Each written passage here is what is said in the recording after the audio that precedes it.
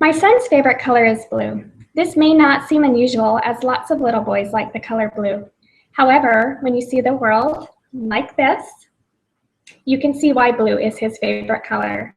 My son is considered colorblind. A significant percentage of the population are colorblind.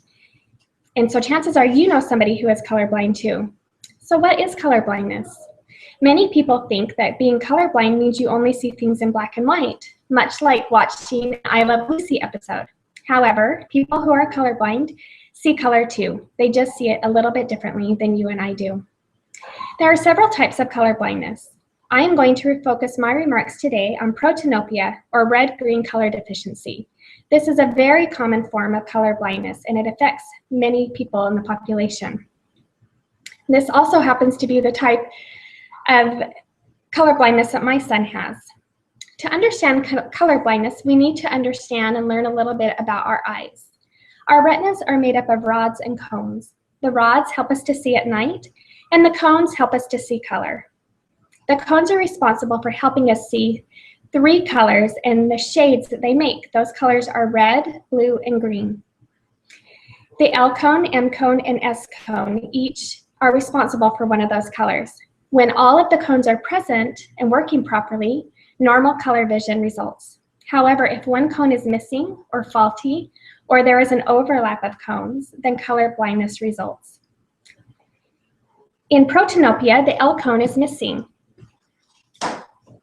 or not working properly, and in some cases, the L and the M cone are overlapping. When this happens, it affects the individual's ability to see the colors red and green. Protanopes typically see lots of yellow and blue. They see muted colors of red and green. Actually, protanopes see 50,000 distinct shades, which sounds like a lot, but it is only 5% of the 1 million shades that a person with normal vision can see. Here are a few examples of how somebody with protanopia would see versus normal vision. You can see here on the right that there are lots of blues and yellows in these pictures. The reds and greens are muted and dull. So you can see why blue is such a popular color for these people. Color blindness is almost always inherited. There are cases where people can be colorblind due to chemical changes or physical problems, but most often it comes from genetics. In fact, males who are colorblind received that deficiency from their mothers. The mothers are carriers of that chromosome, and typically mothers who carry that chromosome have a father who was colorblind, which is definitely true in my case. Color blindness affects men more often than women. In fact, 1 out of every 12 men struggles with protanopia, and 1 out of every 200 women struggles with the same condition.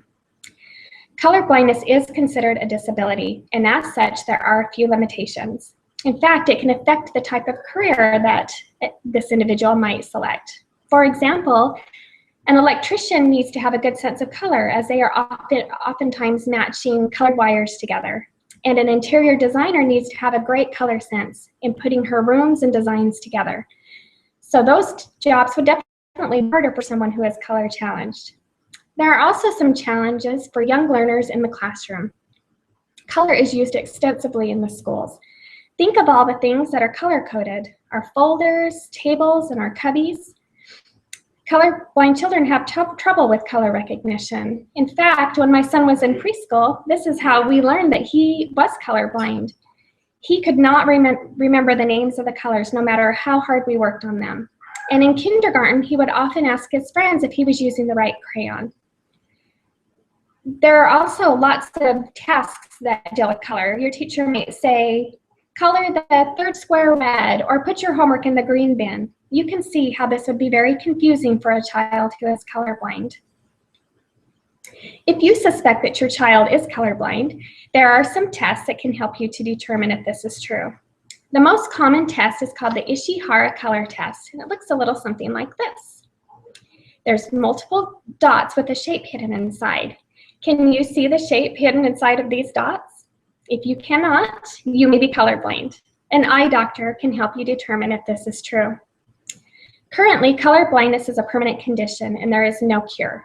However, there have been great advances in technology. One piece of technology that I am very interested in at the moment is a pair of unique sunglasses called Enchroma lenses. These lenses have helped many people to see thousands of colors that they weren't able to see without the lenses. These lenses actually work to trick your brain into seeing the shades of colors that you wouldn't normally be able to see. The downside to these lenses is that they only work outdoors in natural daylight, and they don't work for everybody. So we're still waiting for further advancement to help my son. Being colorblind might make it difficult to put matching clothes together, and it may affect one's career choices.